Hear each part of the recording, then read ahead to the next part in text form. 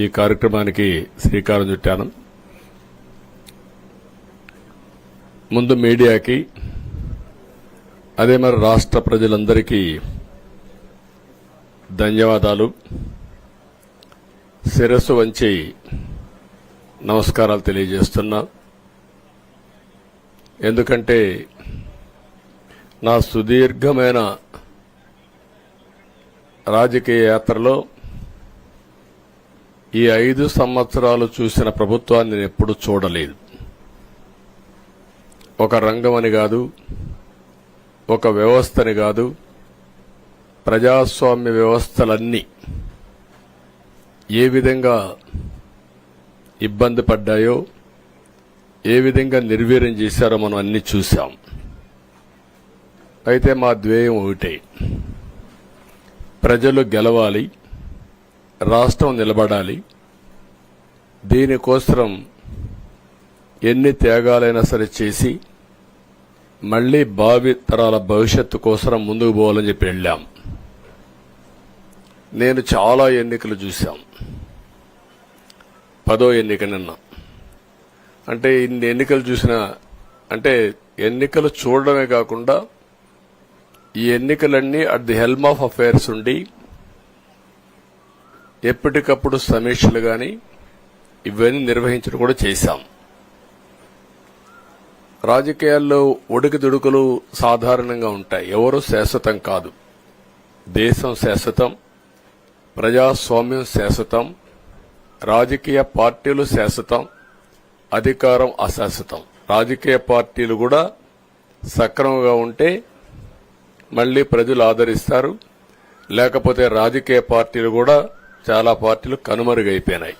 వ్యక్తులు కనుమరుగైపోయారు, రాజకీయ పార్టీలు కనుమరుగైపోతాయి. కానీ ఇంత హిస్టారికల్ ఎలక్షన్ నేను ఎప్పుడు చూడలా. నా జీవితంలో చాలా ఎలక్షన్స్ ఫేస్ చేస్తే కానీ వేవ్ కనపడేది, వ్యతిరేకత కనపడేది. కానీ ఈ ఎలక్షన్లో ఎక్కడో అమెరికాలో ఉండే వ్యక్తి ఒక 5 లక్షలు 10 లక్షలు ఖర్చు పెట్టుకొని నేను రావాలి, ఓటేయాలి, రాష్ట్రం నిలబడాలి, ప్రజలు గెలవాలి అనే ఆవేదనతో వచ్చారు. ఎక్కడో పక్క రాష్ట్రాల్లో ఎక్కడో కడుపు నిండడం కోసం కూలి పనులకైనటువంటి వ్యక్తులు, పాచి పనులు చేసుకునే వ్యక్తులు సొంత డబ్బులు పెట్టుకొని నేరుగా ఇక్కడ రైల్వే స్టేషన్లో చూస్తే, బస్టాండ్లో చూస్తే భోజనం కూడా ప్యాక్ చేసుకొని తీసుకొచ్చి ఇక్కడ భోంచేసి ఓటేసే పరిస్థితికి వచ్చారు. ఈ కమిట్మెంట్ ని ఏ విధంగా వర్ణించాలో నాకైతే అర్థం కాదు. ఏ విధంగా వాళ్ళని అభినందించాలో కూడా అర్థం కాని పరిస్థితి.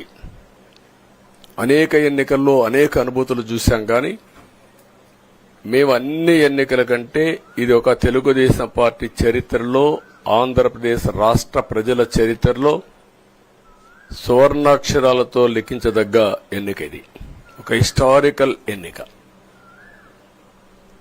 ఆగస్టు క్రైసిస్ తర్వాత ఎన్టీ రామారావు గారు పార్టీ పెట్టిన తర్వాత 83లో మేము గెలిచాం. అప్పుడు 200 సీట్లు వచ్చాయి. కొత్తగా పార్టీ పెడతానే ఎన్నికలకు వెళ్లి 9 నెలలు అధికారంలోకి వస్తే 200 సీట్లు వచ్చాయి. 94లో మీరు ఒక్కసారి చూస్తే ప్రజా వ్యతిరేకం వల్ల 3 ముఖ్యమంత్రులు మారడం వల్ల ఆ రోజు మీరు ఎన్నికలు చూస్తే దగ్గర అపోజిషన్ పార్టీకి రిక్వైర్డ్ నెంబర్, అంటే అపోజిషన్ లీడర్గా వచ్చే స్టేటస్ రాకుండా వచ్చాయి. అవన్నిటిని వర్పించే విధంగా ఈసారి ఊహించని విధంగా వచ్చింది. అంటే దానికి కారణాలు నేను ఎక్కువ చెప్పక్కర్లేదు, అనుభవించిన ప్రజలకే అర్థమవుతుంది. ఎప్పుడైనా సరే ప్రజాస్వామ్యంలో ప్రాథమిక హక్కు మాట్లాడే స్వేచ్ఛ. ఆ స్వేచ్ఛనే కోల్పోవాల్సి వచ్చింది. అదే కాదు, బ్రతికే స్వేచ్ఛ, ఆస్తులు పెట్టుకునే స్వేచ్ఛ, ఇవన్నీ కోల్పోయే పరిస్థితి వచ్చింది. అందుకే మీరు చూస్తే మొన్న ఎలక్షన్లో సరే ఏ విధంగా మేమందరం కలిశాం అవన్నీ మాకంటే ముందు మీకే తెలుసు. కలిసినప్పుడు ఎవ్రీ ఈవెంట్ ఇవి వేదిక నుంచే ప్రారంభించాం. అక్కడి నుంచి ముందుకెళ్ళాం. ఆ రోజు చెప్పాం, ఈ రోజు ఒకటి చెప్తున్నాం. మా ఆలోచన ప్రజలు గెలవాలి, రాష్ట్రం నిలబడాలి. అంతవరకు సాధించగలిగాం.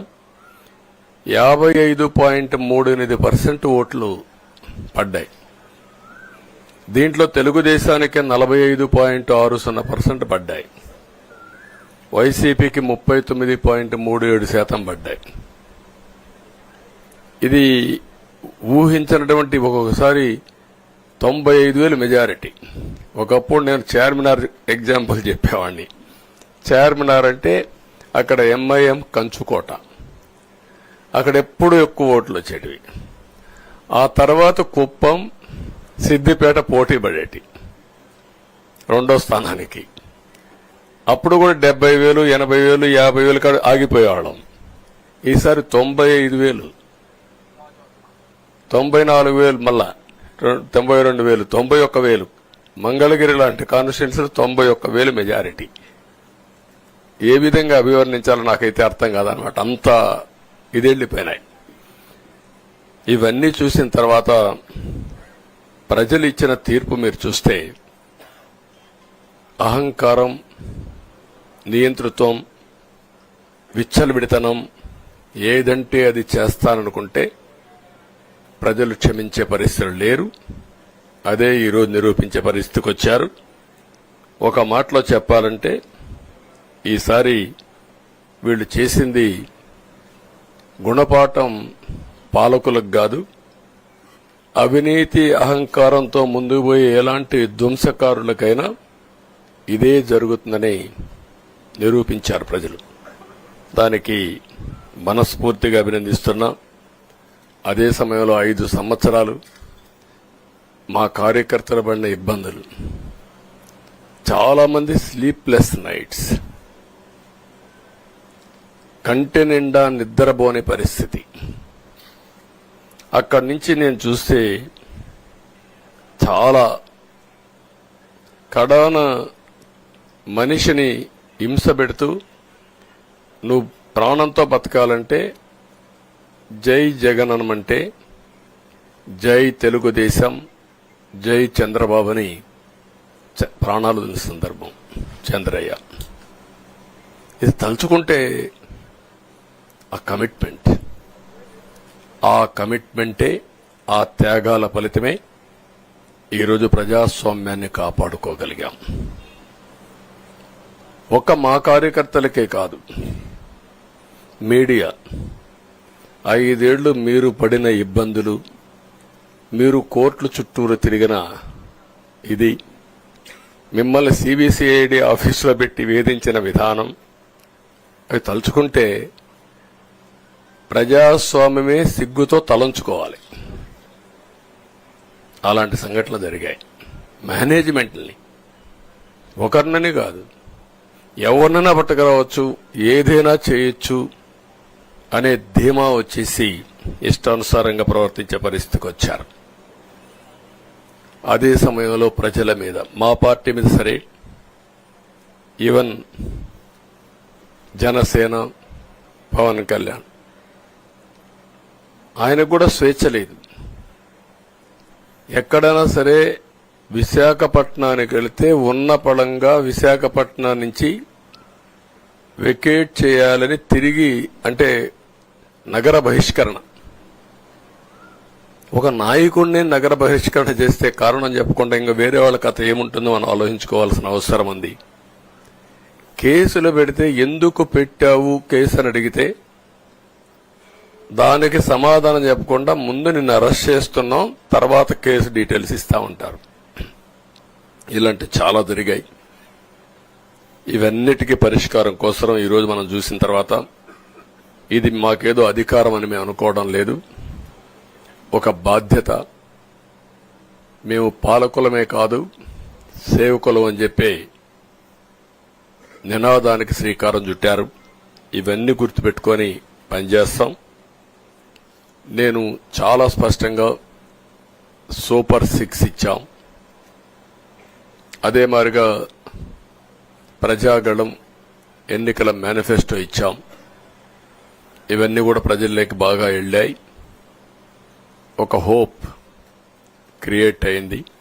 ఇవన్నిటి ఫలితాలే నిన్న వచ్చాయి.